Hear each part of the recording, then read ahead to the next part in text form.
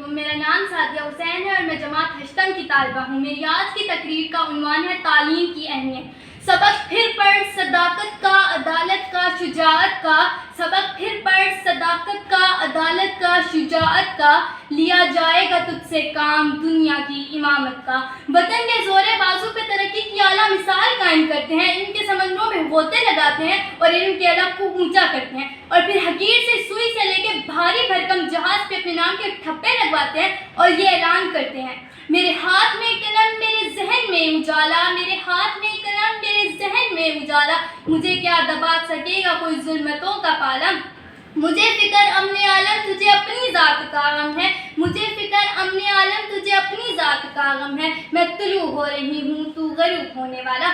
دوستوں، تاریخ گواہ ہے کہ آگ کی پرستش کرنے والوں نے آگ کو اپنے قابو میں کر لیا، اور پھر کیا تھا؟ اوپر دیکھا تو آسمان نظر آیا، آسمان میں چاند نظر آیا اور چاند میں انسان نظر آیا۔ پوچھا ماجرا کیا ہے؟ جواب ملا انسانی ترقی ہوئی ہے، اور یہی ترقی چیخ چیخ کر کہتی ہے تعلیم سکھاتی ہے جینے کا سلیقہ۔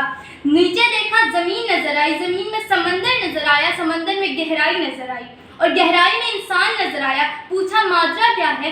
جواب ملا انسانی ترقی ہوئی ہے، اور یہی ترقی چیخ چیخ کر کہتی ہے تعلیم سکھاتی ہے جینے کا سلیقہ۔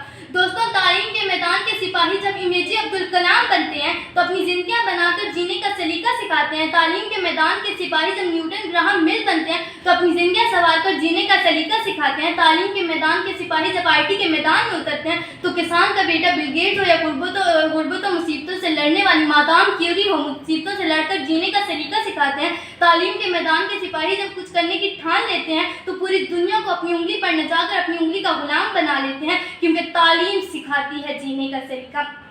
دوستوں، تعلیم کے میدان کے سپاہی جب کچھ کرنے کی ٹھان لیتے ہیں تو انہیں کوئی روک نہیں سکتا۔ یہ جو قسمت ہے، لوگ کہتے ہیں قسمت اور مقدر سے کچھ حاصل نہیں ہوتا، صرف محنت سے انسان حاصل ہوتا ہے۔ انسان چاند پر قدم رکھنے میں کامیاب ہوا تو وجہ قسمت نہیں، مقدر نہیں، محنت تھی۔ پیاس بجھانے کے لیے کنویں چل کر جانے کے بجائے کنویں کو مقدر کھینچ کر لانے والے کامیاب نہیں، ناکام ہیں۔ یہ قسمت ہے مقدر ہے نہیں مانتی میں، یہ جو قسمت ہے مقدر ہے نہیں مانتی میں۔ وقت کی نزاکت کا ادراک کرتے ہوئے اپنی تقریر کا اختتام ایک شعر کے ذریعے کرنا چاہوں گی۔ یوں زمین پہ بیٹھ کے آسمان کیوں دیکھتا ہے، یوں زمین پہ بیٹھ کے آسمان کیوں دیکھتا ہے، پنکھوں کو کھول زمانہ صرف اڑان دیکھتا ہے۔ شکریہ۔